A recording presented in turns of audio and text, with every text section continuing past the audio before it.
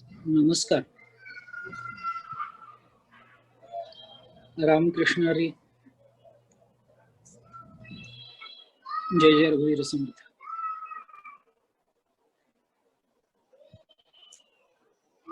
आजच्या प्रजासत्ताक दिनाच्या महाराष्ट्राच्या चित्ररथामध्ये सकल संतांच्या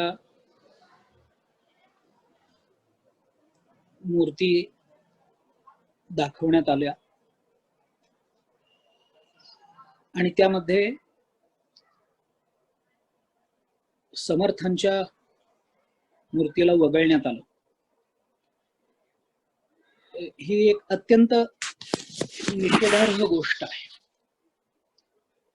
हे हेतुतः झालं का हे अनावधानाने झालं, हा प्रश्न माझ्या दृष्टीने मुळात गैर लागू आहे. कारण हेतुतः करण्यामध्ये जेवढा दोष आहे तेवढाच दोष समर्थांच्या बाबतीत अनावधान पाळणं किंवा अनावधानाने ते होणं हेही तेवढंच वाईट आहे.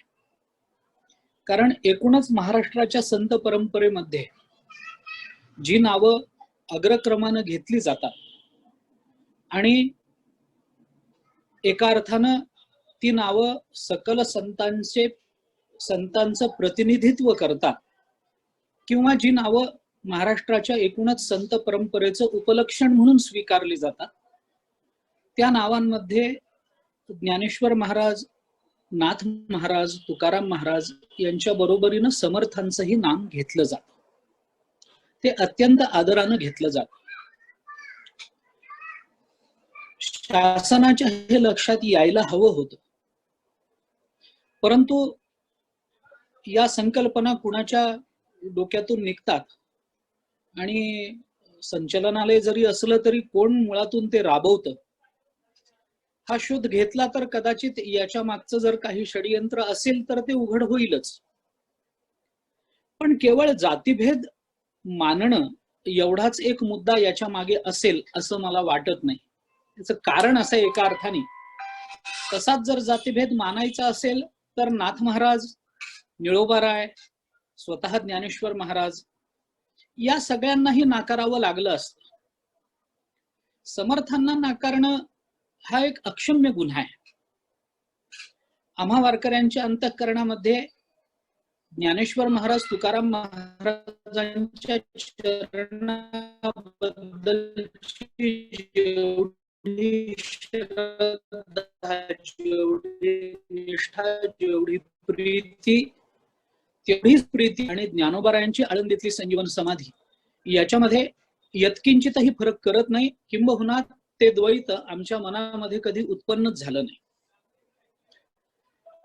प्रसंगानुरूप कीर्तन प्रवचनांमधून दिली जाणारी प्रमाण ही ज्ञानेश्वरी गाथ्याच्या तुलनेमध्ये जरी समर्थांची कमी येत असली तरी आमचा त्या वाङ्मयाचा अभ्यास नाही एवढंच त्याच्यातून सिद्ध होतं. त्याच्यामध्ये श्रद्धा नाही असं कदापि सिद्ध होत नाही. ही वस्तुस्थिती जरी असली तरी सुद्धा मी समर्थव्रती सुनील दादा चिंचोळकर यांना मी नेहमी म्हणत असे आणि तेही नेहमी हे म्हणत असत की ते जेव्हा जेव्हा पंढरपूरला येत असत तेव्हा त्यांना मी असं म्हणत असे की सज्जनगडचा वारकरी पंढरपूरला आला आणि मी गडावर गेलो की ते म्हणत असत की पंढरपूरचा वारकरी आज गडावर आला.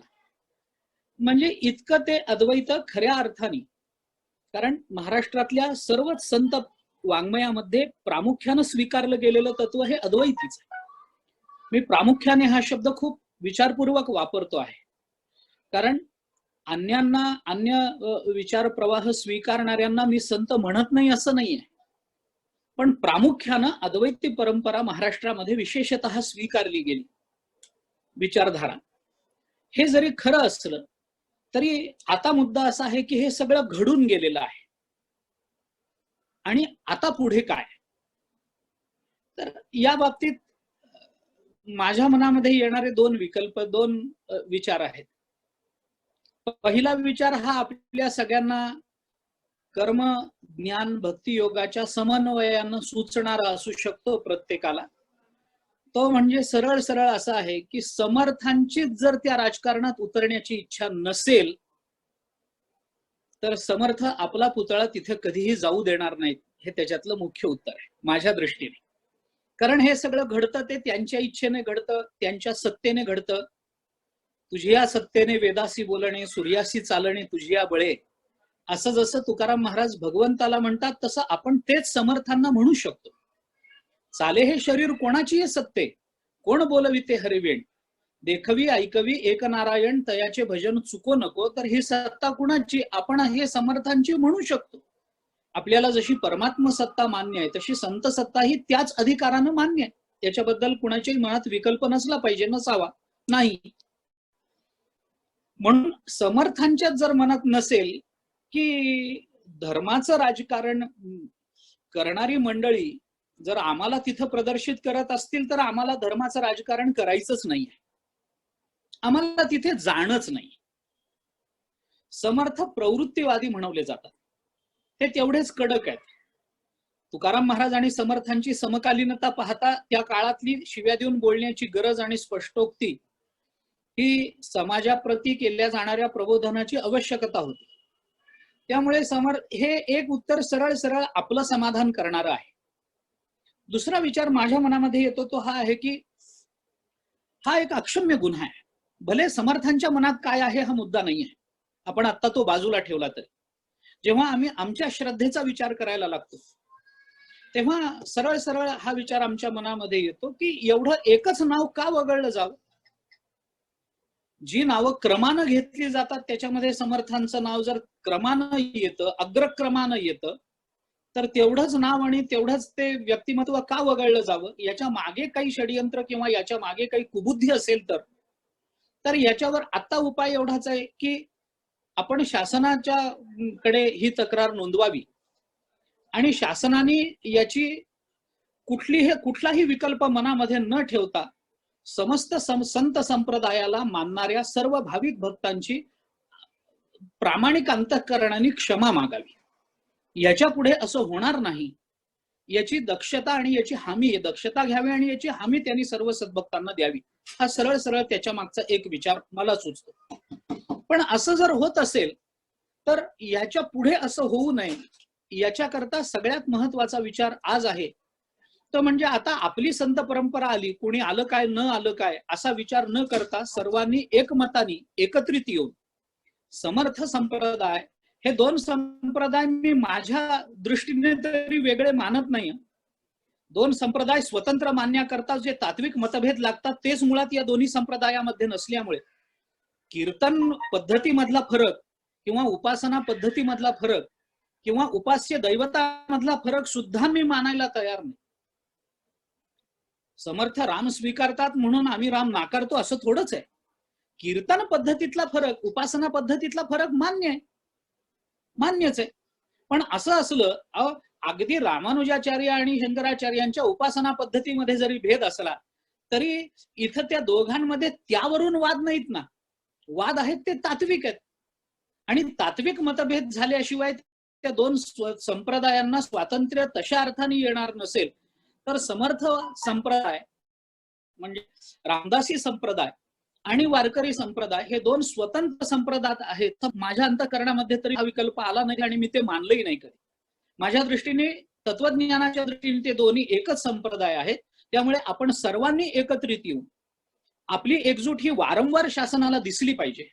शासनालाच दिसली पाहिजे असं नाही, जगतासमोर पुन्हा पुन्हा आली पाहिजे. समर्थांच्या वाङ्मयावर आम्ही बोलायचंच नाही असा जर नियम असेल तर तो हाडाचा वारकरीच नाही, तो ज्ञानेश्वर तुकाराम महाराजांचा भक्त होऊच शकत नाही असं आमची धारणा आहे. आणि त्यामुळे आमच्या आजोबा तर असं म्हणत असत, माझा लांबेल कदाचित पण एक वाक्य बोलतो फक्त. आमचे आजोबा असं म्हणत असत की नाथ महाराजांच्या नंतर महाराष्ट्राच्या सद्विचारांची परंपरा या दोन महात्म्यांनी सांभाळली, तुकाराम महाराज आणि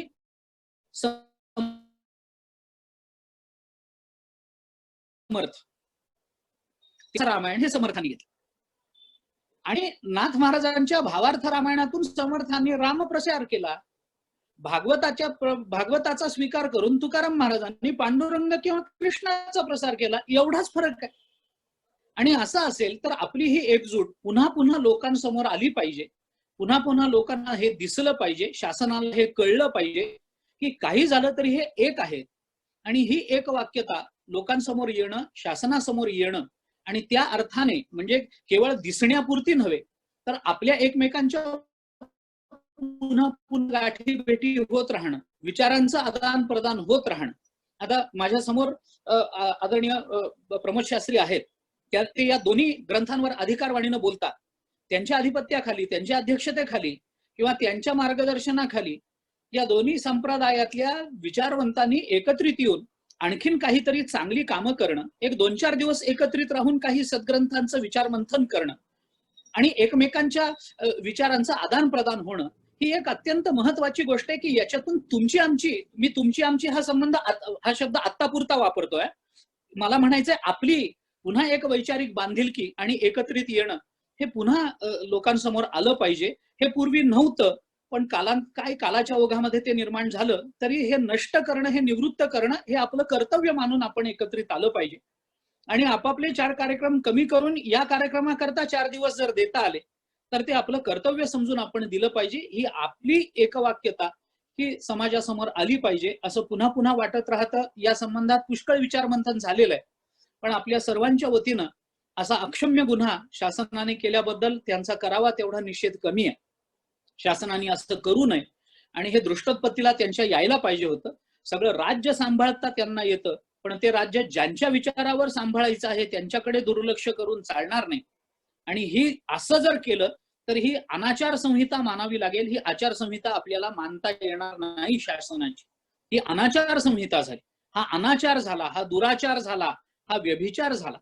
असं होणं हे अयोग्य आहे आणि त्या दृष्टीनं आपण शासनाच्या कडे जाऊन त्या पद्धतीचा आपला निषेध नोंदवला पाहिजे. त्याकरता जे आवश्यक आहे ते करण्याकरता आपण एकत्रित आलं पाहिजे आणि ते आपण एकत्रित येऊया आणि तो निषेध आपण त्यांच्या कानापर्यंत पोहोचवूया. काय ही राजकारणी मंडळी गेंड्याच्या कातडीची असतात याच्याबद्दल वाद नाही. त्यांच्या कानावर जाऊ नये, त्यांच्या बुद्धीमध्ये किती फरक पडेल हा प्रश्न वेगळा आहे, पण त्यांच्या बुद्धीमध्ये फरक पडला नाही तरी सुद्धा आपलं कर्तव्य आपण केलं याचं समाधान आपल्याला मिळणं हेही आवश्यक आहे. याकरता म्हणून ते करावं असं माझं मत आहे. याबद्दल आपल्या सर्वांच्या वतीनं पुन्हा एकदा मी तो निषेध नोंदवतो आणि समर्थांच्या चरणाप्रती एक आदरभाव, श्रद्धाभाव व्यक्त करून मी थांबतो.